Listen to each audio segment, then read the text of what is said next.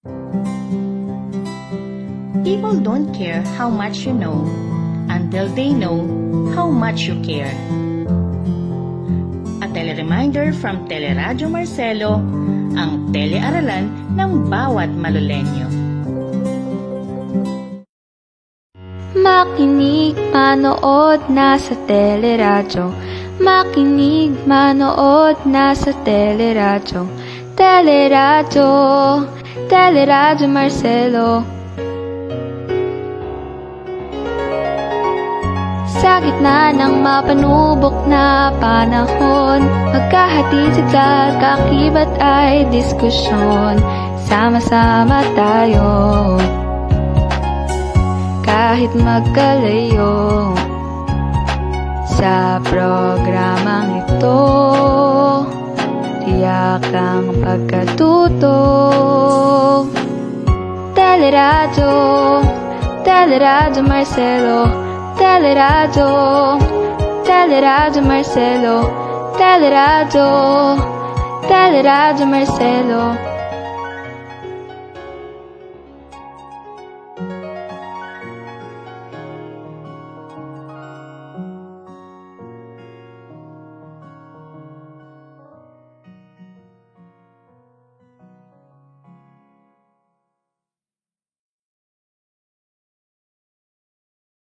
Makinig, manood, nasa teleradyo.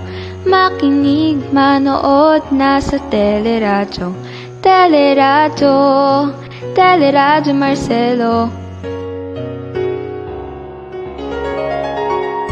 Sa gitna ng mapanubok na panahon, magkahatid sa kakibat ay diskusyon. Sama-sama tayo, kahit magkalayo. Sa programang ito, tiyak ang pagkatuto. Teleradyo, Teleradyo Marcelo. Teleradyo, Teleradyo Marcelo. Teleradyo, Teleradyo Marcelo.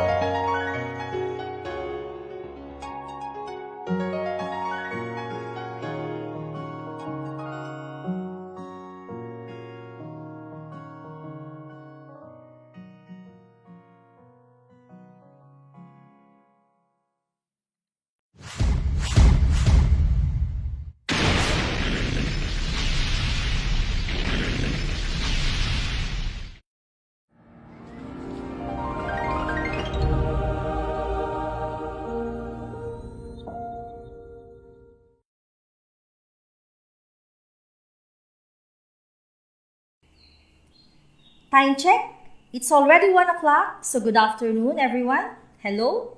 Today is 14th of May, 2021, and I welcome you to another broadcast of Teleradyo Marcelo this third quarter for Mapeh subject. My name is Ma'am Carol P. Tapik, but Ma'am Shine is how my students call me. I am with Sir Norman S. Alvarado and Sir Bernardo G. Santiago, who take charge of the technical aspects of this broadcast. We will handle your on-time, on-air, on-screen, and on Facebook Live Mapeh 9 class for this week. Alright, before we begin our class, let me again remind you with the house rules. 1. If you have more than one gadget, please pay attention to the one that you use for this broadcast. You can turn your other gadgets off or put it into silent mode. 2. Let's exercise respect. 3. Take down important notes from the lesson. 4. Pay attention to every detail of the lesson as you are expected to produce an output later with the help of your Mapeh teacher. 5. Be interactive. Participate in the discussion by typing your comments and answers on the comment section or on the link. Be sure to include your section. And finally, enjoy learning. I hope we are clear with the house rules, class. Please like and subscribe our YouTube channel and Facebook page Teleradyo Marcelo, ang telearalan ng bawat Malulenyo. The most essential learning competency that we are aiming to accomplish in this lesson is to demonstrate proper techniques in carrying and transporting the victim of unintentional injuries. Before we formally start with the lesson, let us have some questions, and at the same time, it becomes food for thought. What do you call this logo? Have you seen it somewhere? How about this? Which of the two is the Swiss flag? Is it letter A or letter B? Comment below. Yes, image A is the Swiss flag, while image B was never meant to be a religious Christian cross. It's the reverse of the Swiss flag, and that is the Red Cross logo. The red cross on a white background was the original protection symbol declared at the 1864 Geneva Convention. The ideas to introduce a uniform and neutral protection symbol, as well as its specified design, originally came from Dr. Louis Apia, a Swiss surgeon, and Swiss General Henry Dufour, founding members of the International Committee. I have one more question. Are these two crescent pictures related to each other? Comment down. If you say no, then you're right. The crescent, likewise, was never meant to be a religious Muslim crescent. During the Russo-Turkish War from 1876 to 1878, the Ottoman Empire used a red crescent instead of the Red Cross because its government believed that the cross would alienate its Muslim soldiers. The emblems of the National Red Cross movement and the Red Crescent under the Geneva Conventions are to be placed on humanitarian and medical vehicles and buildings and to be worn by medical personnel and others carrying out humanitarian work to protect them from military attack on the battlefield. Now you know. Since you have given a hint about the food for thought, what do you think is the lesson for today? Comment down. Yes, it's all about first aid. So today, we will learn about carrying and transporting an injured person. Transporting an injured person to a safer place requires great care. A first aider must undergo proper training. When doing this, a first aider must consider the following factors. 1. The weight and height of the victim. 2. The status of the victim. Is he or she conscious or unconscious? C. Environment. Is it safe? Is the floor smooth, narrow, or wide? And D. The special need considerations. For example, the injuries of the victim or victims. Considering the factors just mentioned, we can now be able to identify which type of transporting first aiders will do. 1. We have one-man transport. Under this, we have lover's carry or cradle method. This only works with a child or a very light person. As a first aider, you have to first check the victim for any spinal injury. 2. Place one hand on the back of the neck, then count 1, 2, 3 and lift. 3. Power lift position and place hand cross to the patient's hand. 4. Count 1, 2, 3 and lift for a cue to stand. 5th, place your arms under the victim's knees and around their back. 6. Count 1, 2, 3 and lift. Next, we have fireman's carry or piggyback. the easiest way to transport lighter and smaller victims. This technique is for carrying victims for longer distances. It is very difficult to get a person up to this position from the ground. Getting the victim into position requires a very strong rescuer or an assistant. Here is what a first aider must do. First, check the victim for spinal injury. 2. Arrange the patient. 3. Count 1, 2, 3 and then lift. 4. Power lift position and then count 1, 2, 3, stand. 5. Lift with support. 6. Hold cross hand. 7. The victim is carried over one shoulder. 8. Kneel one leg and ready to position the patient. 9. Ready to stand and then count 1, 2, 3. Then 10. The rescuer's arm on the side that the victim is being carried is wrapped across the victim's leg and grabs the victim's opposite arm. Next is packstrap carry. This is when the victim is smaller than the first aider. This method is better for longer distances to lift a victim safely. As a first aider, he must place both victim's arm over his shoulders, and then he checks both his hands. 3. The first aider stands in front of the patient. 4. He crosses the victim's arm, grasping the victim's opposite wrist. 5. He pulls the arm close to his chest. And 6. He squats slightly and drives his hips into the victim while bending slightly at the waist. He as well balances the load on his hips and supports the victim with his legs. Next, we have shoulder drag. This is used when the floor is smooth, short distance transport. This carry is used to drag a casualty who is either lying on his back or in a sitting position. The shoulder pull is preferred to ankle pull. It supports the head of the victim, but it requires the rescuers to bend over at the waist while pulling. Here's the procedure.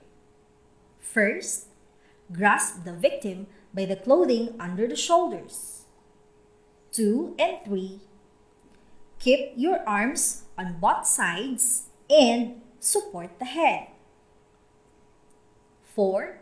Try to keep the pull as straight and in line as possible, but make sure not to choke the casualties when pulling on their clothing. Next, we have fireman's drag or tied hands crawl.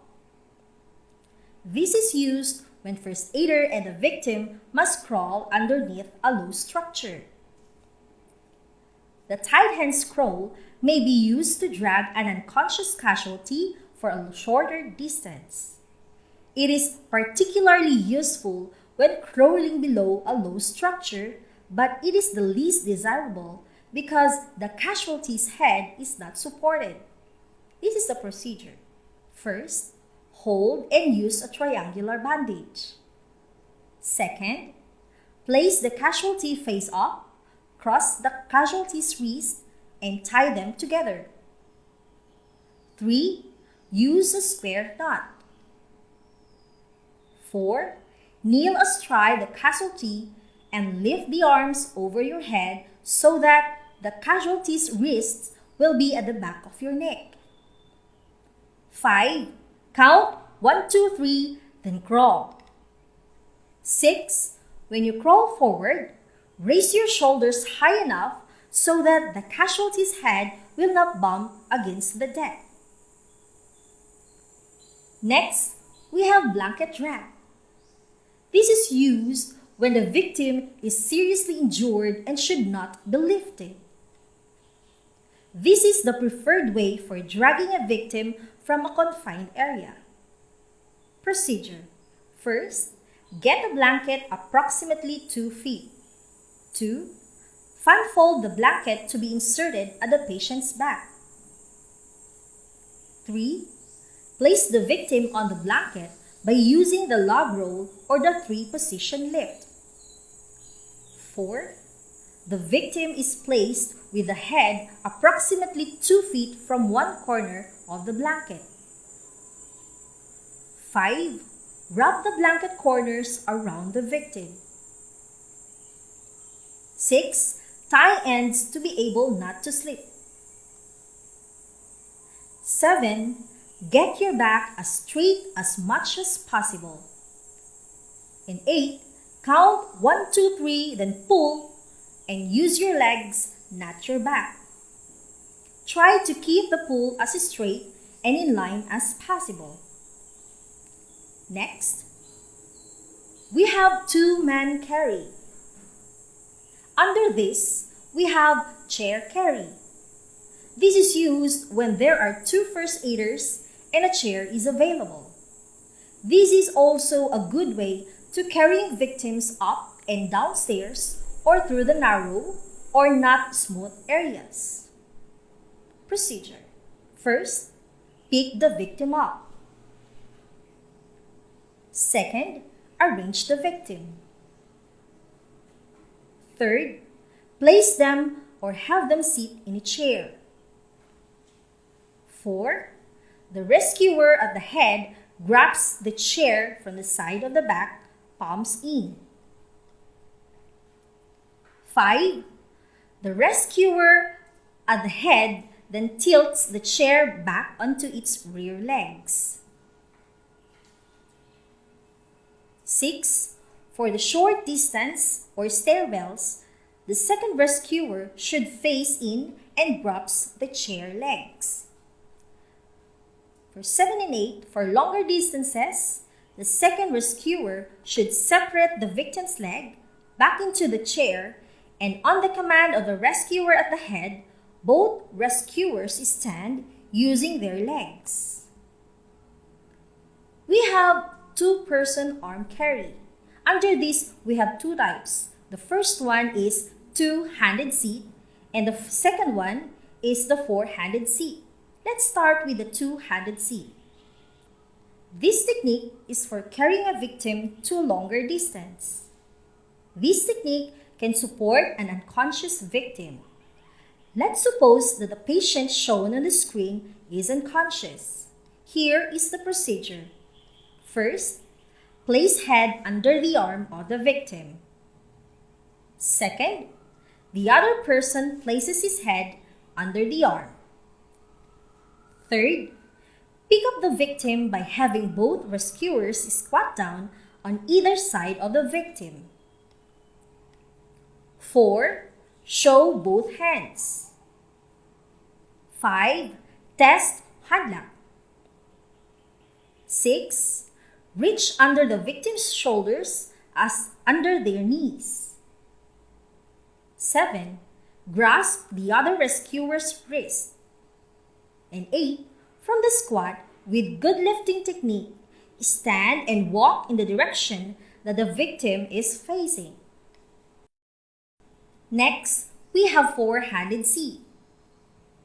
The victim must be able to stand unsupported and hold himself or herself upright during transport. Here is the procedure. First, lower the seat and allow the victim to sit. 2. Show hands. 3. Test and lock. 4.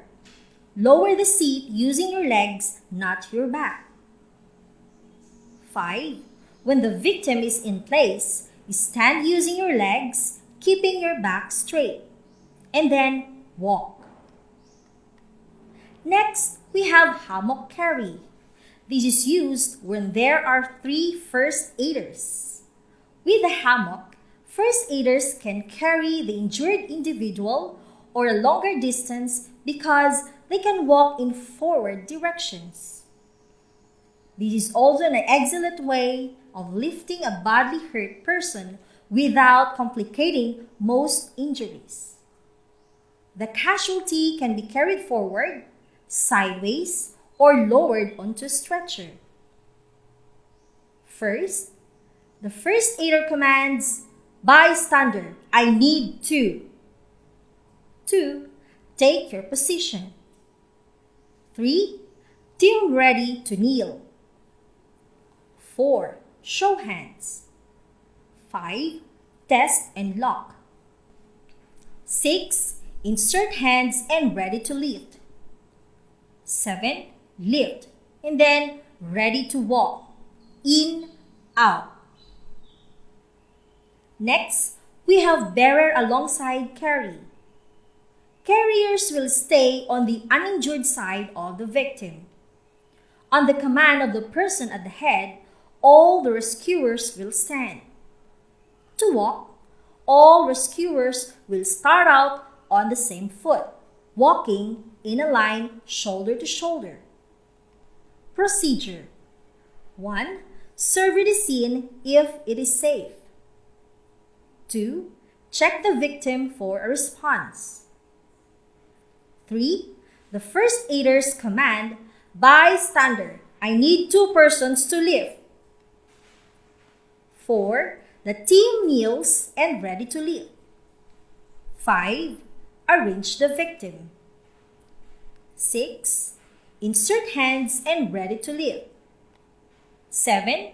Lift and ready to walk, and then walk. Okay, so this is all about carrying and transporting an injured person. So, what do you expect? Let's have an activity. There are 5 columns on the table. First column is the number of first aider. The second is the available materials. Next is the status of the injured person.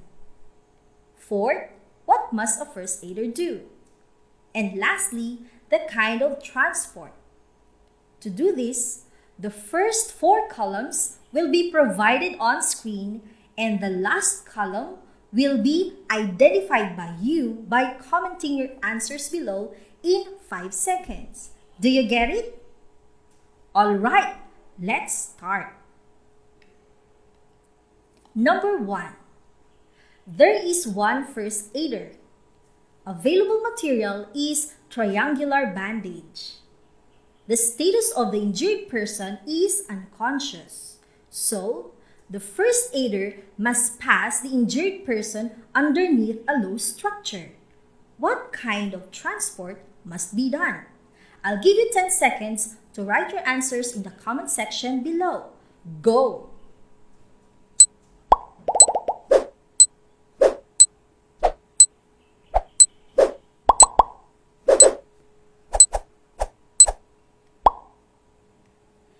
If your answer is fireman's drag or tied hands crawl, then you are right. Number 2. There is one first aider. Available materials are none. Sheila, a 9-year-old girl, was pierced by her left foot by a protruding nail. She is conscious but unable to walk. The first aid is to manage the wound. What kind of transport must be done? Another 10 seconds, go!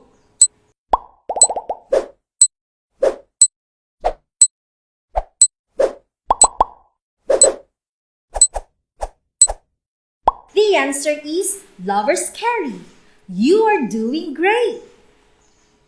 Now, we move to number 3. There are 2 first aiders. Available material is chair. But the status of the injured person is unconscious, no injury on the neck, back, or even on pelvis. The first aider must carry the victim downstairs. What kind of transport must be done? 10 seconds, go!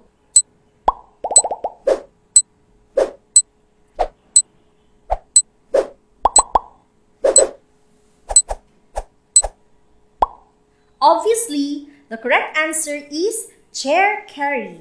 That's right. In number 4, there are 3 first aiders. Available materials are classroom chairs and tables.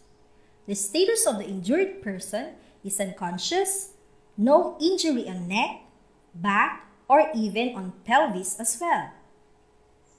The injured person must be carried on his back or face. What kind of transport must be done? 10 seconds again. Go!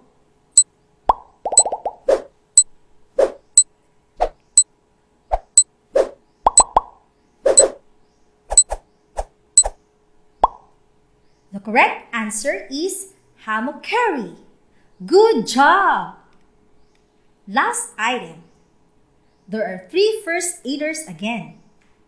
Available materials are none. The status of the injured person is unconscious again. First aiders must have to stay on one side of the injured person. What kind of transport must be done? 10 seconds. Go!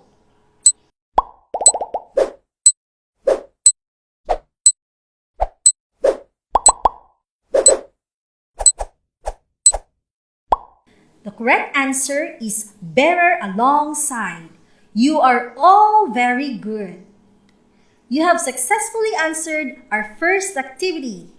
Now that you know the basics of first aid, including the different kinds of transporting, are you ready to share it in your own community? We suppose that you are the SK chairman of your barangay. Will you offer first aid skills training to the youth of your community?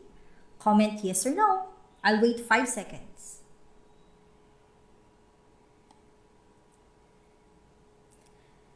If yes, what are you going to do is to present an action plan to the class with the following parts.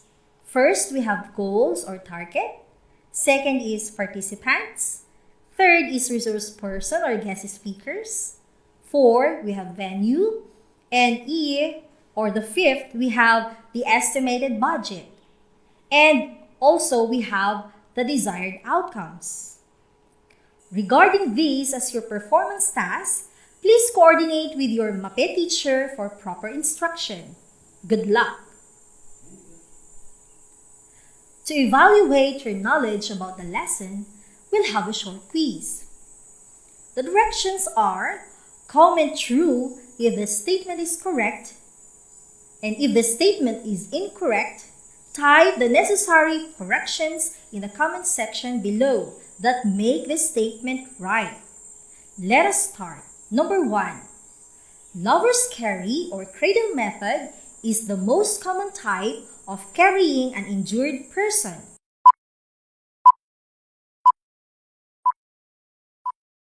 The answer is true. Next, number 2. A first aider must consider the status of the victim. Comment your answer.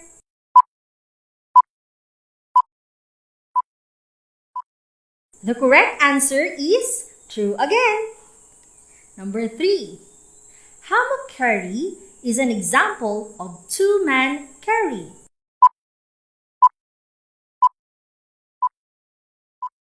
If you answered true, then oops, it's not. The answer is two-man carry, 3 or more man transport. Number 4. Blanket drag is used when the victim is seriously injured and should not be lifted.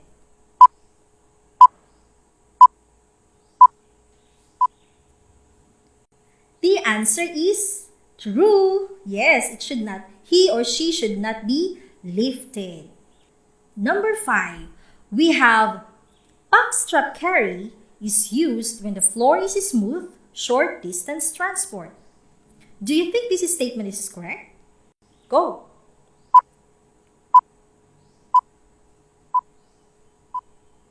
The answer is no. It should be shoulder carry, not backstrap carry. If you got it all right, you did a job well done. But if you get less than 2, it's okay. I believe you'll do great next time. To half end this session, let me leave you this quote from Jillian Michaels related to each one of us. It says, "It's not about perfect, it's about effort. And when you bring that effort every single day, that's where transformation happens. And that's how change occurs."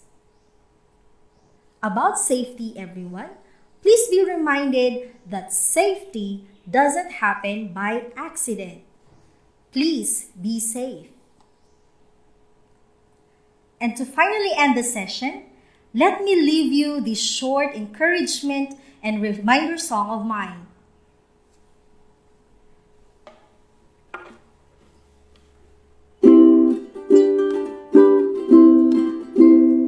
Di ba uso ang bayanihan sa lipunan? Kung lahat first aiders, edi mas mainam. Ikaw kabataan, gawin ng action plan. Matapos ang pandemic, iyon ang simulan. But since we're not yet done with the pandemic, all I wish for you is be safe and sound, be safe and sound, be safe and sound, be safe and sound. And there you have it, class. You have completed another broadcast for Mapeh subject here at Teleradyo Marcelo. On behalf of our Mapeh head, Ma'am Eliodora P. Santos, our assistant head, Ma'am Pilar G. Cardain, our master teacher of grade 9 level, Ma'am Flordeliza S. Cortez, the members of the team, Sir Norman Alvarado, Sir Bernardo Santiago, Sir Brian Teodoro, Ma'am Beverly Santa Ana, Ma'am Leslie Henyoso, Sir Abel Genisio, and Sir Armando Dalizay. This is Ma'am Carol P. Tapi, and we have just completed your on time, on air, on screen, and on Facebook Live Mapeh 9 class for this week. The team would also like to extend a special thanks to Sir Bernabe S. Castillo and also Sir Brian Teodoro for the technical assistance for this broadcast. And above all, to God be the glory. Please like and subscribe on our YouTube channel and Facebook page, Teleradyo Marcelo, ang telearalan ng bawat Malolenyo. Stay safe, everyone! This is Mapeh 9 for Teleradyo Marcelo, ang telearalan ng bawat Malolenyo.